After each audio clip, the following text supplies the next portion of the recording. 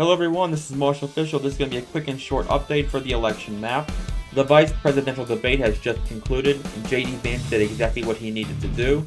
He brought sanity, clarity, and simplicity to the Republican views. Vice presidential debates have not been very effective in changing the course of elections. Nevertheless, it was very interesting to watch this event unfold, so we will be making a quick update based off all the polls that we have just received, and we do have brand new ones as well. So let's start by filling in all the states that we know will be safe, or mostly safe, for either side. We know Kamala Harris will easily take the state of California, Hawaii. She will take the states of Minnesota by a lean margin. She will take almost the entirety of the Northeast by taking the 1st District of Maine, the state as a whole by a lean margin.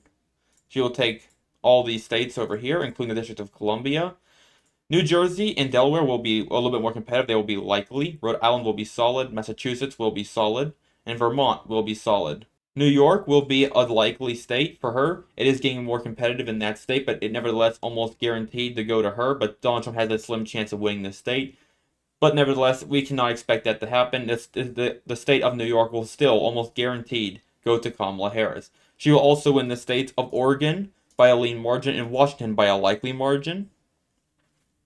And she will also take the states of Colorado and New Mexico by similarly, Colorado by a likely, and New Mexico by a lean. So with that, let's now fill in the states that are mostly safe for Donald Trump. Oh, and she will also win Illinois by a likely margin.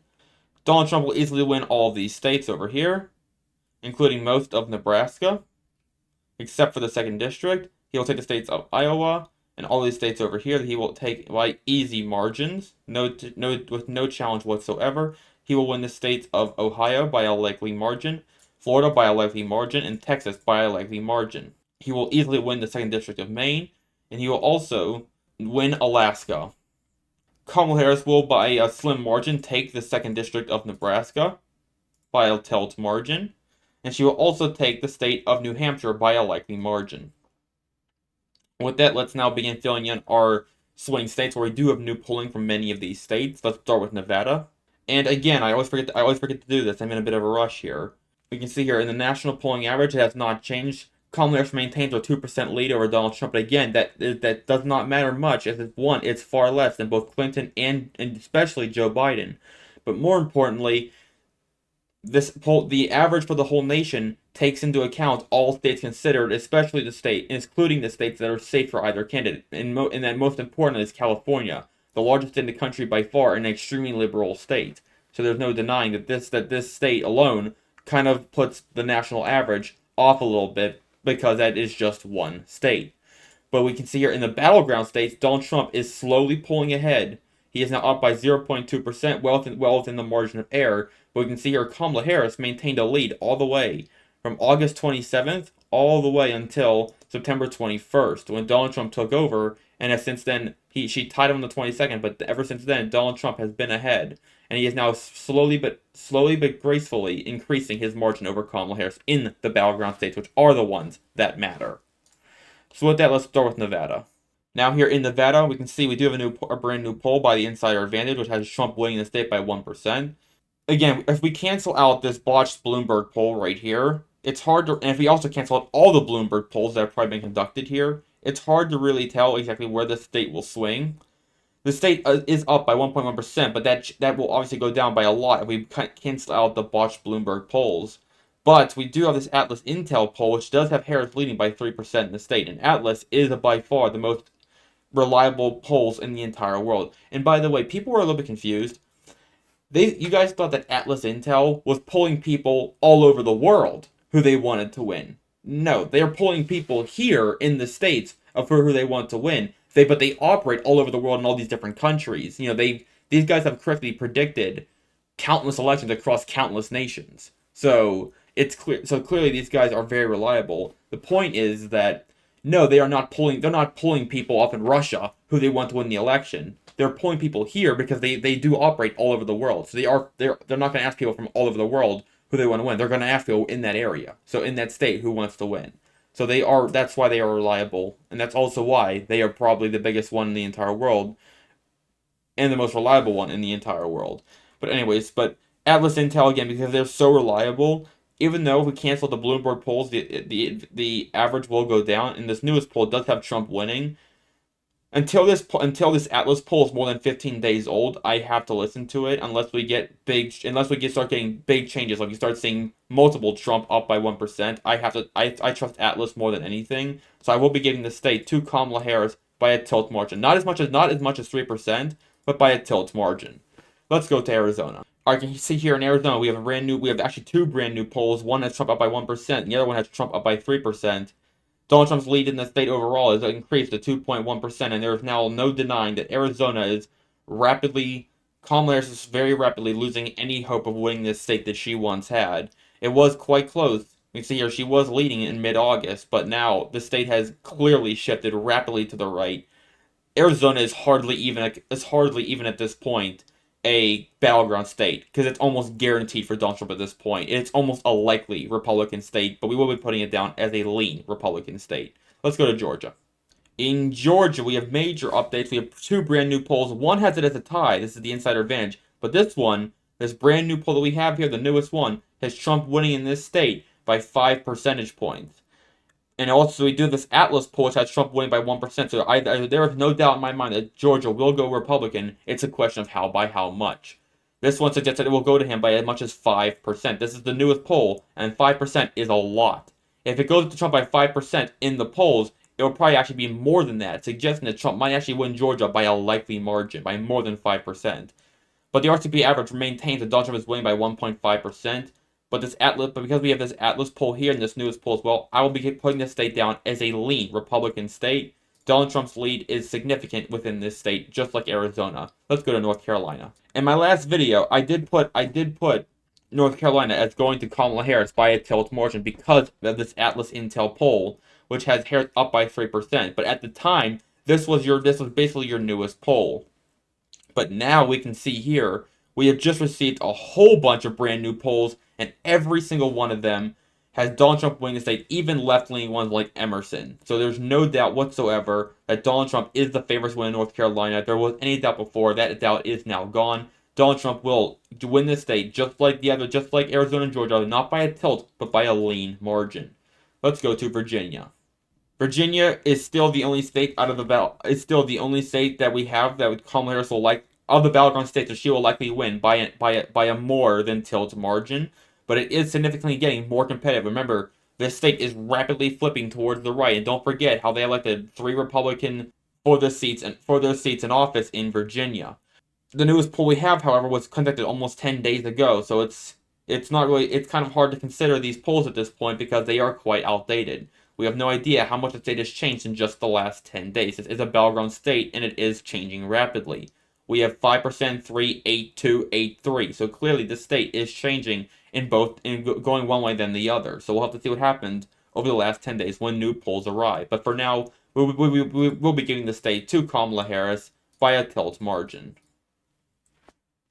Let's go to Wisconsin. Kamala Harris's lead by the polling average in Wisconsin is continuing to diminish rapidly, and at this point, there is no doubt in my mind whatsoever that Donald Trump will easily take the state of Wisconsin. And the biggest thing of all is that Clinton lost the state in 2016 when her lead, at least at this point, was 4.7. In fact, her final lead in the RCP average was 6.5%. Donald Trump won the state by 0.7%. That is he won this state by more than 7% over what the poll suggested. That is an insane margin. In 2020, Joe Biden, he won the state, but look where his margin was, 6.7. He won it by just 0.7. That is that is 10 times, almost 10 times less than what he was expected to win by. So Kamala Harris winning by just 0.4% in this state leaves no doubt in my mind that Donald Trump will easily take the state. Even Atlas said that Donald Trump is winning the state by 2%, and that Trafalgar Group just came out with a brand new poll. Trump is leading the state by 1%, according to the newest poll, and Harris's lead is dropping rapidly. You can see here it reached its peak at around 2.1, but in just the last few days it dropped from 2.1 down to just 0.4. I have no doubt that in the polling average in the next couple of days or weeks, Donald Trump will take over in the polling average as well, and he will likely win the state by several percentage points, meaning I will give the state to him by a lean margin. I'm even tempted to give it to him by a likely margin because I think he could win this state by more than 5%. Let's go to Michigan, arguably the most liberal out of all the states. Michigan, we unfortunately don't have any brand new polling, so the polling average and the polling in the newest polls have not changed. One thing we have to look at here, get rid of this Bloomberg poll. The Atlas Intel, the best pollsters in the world, have put this state up for Donald Trump by 4%, nearly a likely state for Donald Trump. The New York Times, a slightly left-leaning poll, has Harris only up by 1% in this state, and this other poll has it as a tie. Put these four newest polls together, we have one that should not count, the best pollsters in the world, this one which leans slightly to the left, and this one that leans slightly to the right. This one has a tie. This one should be about 0.1. These are the best pollsters, so Trump is up by 4, and this one doesn't count. Considering that, I will be giving the state by a tilt margin to Donald Trump. I think he will take the state of Michigan by a tilt margin. It is the most liberal out of all the battleground states, but I think Donald Trump can win it. And you could argue, well, if Michigan is the most liberal of all the battleground states, and Donald Trump wins this, shouldn't he also win Nevada? That's a good point to make. My only problem with that is that in 2016 he won Michigan but did not win Nevada. Nevada is just a hard state to change its opinion of. It has gone the same way by the exact same amount in both elections. So we'll see what happens. Donald Trump can definitely win this state now, but we'll see what happens. For now, Kamala Harris is still, in my opinion, the favorite to win, but just by a barely margin. Let's go to our final state now, that is Pennsylvania, the most important state in this election, which, by the way, pay attention to the fact that Donald Trump at this point would already win the election with 287 electoral votes. But let's just see what happens with Pennsylvania. And just like with all the other battleground states, we are seeing a rapid change to the right. Unlike in 2016 and 2020, Donald Trump, bear in mind, won in 2016. Clinton was winning the state by 2.4% at this time. And when it came down to it, at the final point of the election, Clinton was winning this state by 2.1%, and Donald Trump won by 0.7%. So there is no doubt that Donald Trump, who is now at this point leading, so it's clear that the polls always underestimate Donald Trump, but even now, if they are underestimating him, he is still winning.